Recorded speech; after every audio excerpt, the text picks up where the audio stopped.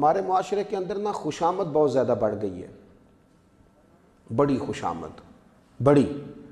اور شیخ سعدی رحمۃ اللہ تعالیٰ علیہ فرماتے ہیں جس طرح لکڑی کو گھن کھا جاتی ہے نا، سیونک کھا جاتی ہے، اس طرح بڑے لوگوں کو خوشامد کھا جاتی ہے۔ ہمارے ہاں قابلیت نہیں دیکھی جاتی، خوشامد دیکھی جاتی ہے۔ جو خوشامد زیادہ اچھی کرتا ہے وہ زیادہ قریب ہوتا ہے، جو جی حضوری زیادہ اچھی کر لے وہ عہدہ اچھا لے جاتا ہے۔ جس کو زیادہ اچھے انداز میں بادشاہ کو راضی کرنا آئے، وزیر اعظم کو راضی کرنا آئے، اس کی وزارت زیادہ اچھی ہوتی ہے۔ خوشامد کی طبیعت ہے۔ ہمارے مذہبی سٹیجوں پر بڑی خوشامد ہوتی ہے۔ پتہ ہے ہمیں کہ حاجی صاحب جن کو ہم نے مہمان خصوصی بلایا وہ کس کیفیت کے ہیں، لیکن چونکہ وہ ہماری محفل میں آ گئے ہیں، چونکہ انہوں نے کچھ ہمیں چندہ دے دیا ہے، اب ہماری جیب کے اندر عشق رسول کی ڈگری ہے جو نکال کے انہیں تھما دیا ہم نے، چونکہ وہ ہمارے سپورٹر ہیں، لہذا ہم نے یہ دیکھا ہی نہیں۔ اور بہت ساری جگہوں پہ ہم جھوٹی خوشامد کرتے ہیں، جھوٹی۔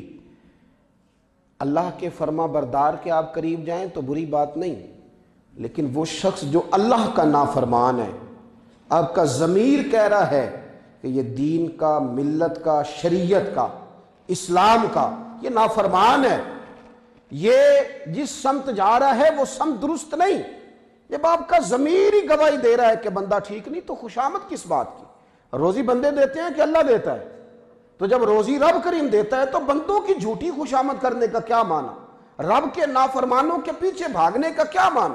اگر روزی اللہ دیتا ہے تو پھر ہمیں رب کی عبادت کرنی ہے، لوگوں کی تعریفیں کرنا اور جھوٹی تعریفیں کرنا اور اپنی زبان کو اس غلط جگہ استعمال کرنا اس سے بہتر نہیں تھا کہ دنیا داروں کی تعریفیں کرنے کی بجائے اتنی دیر رب کا ذکر کیا جاتا یا مدینے والے کی بارگاہ میں درود و سلام عرض کیا جاتا؟ ہم کہاں الجھ گئے؟ تعریف کرتے، اور فاسق کی، فاجر کی، اللہ کے نافرمان کی، شریعت کے باغی کی تعریف ہو رہی اور اعلانیہ ہو رہی اور مذہبی سٹیجوں تک پہ ہو رہی ہے۔ ہمیں خیال ہی نہیں آتا۔ سنو حدیث پاک۔ میں نے جب یہ حدیث پاک پڑھی تو میرا تو وجود کانپنے لگا، اس طرح بھی ہوتا ہے، یہ بھی ایک رویہ ہے۔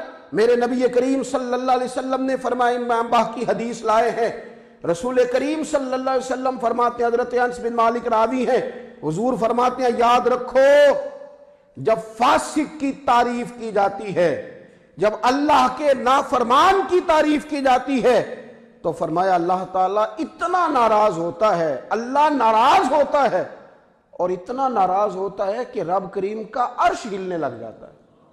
اس کے عرش کو حرکت ہوتی ہے کہ نافرمانوں کی تعریفیں، یہ میرے نافرمان تھے تو تیرے محبوب کس طرح ہو گئے، یہ میرے نبی پاک علیہ السلام کے دین کے باغی تھے، تیرے دوست کس طرح ہو گئے۔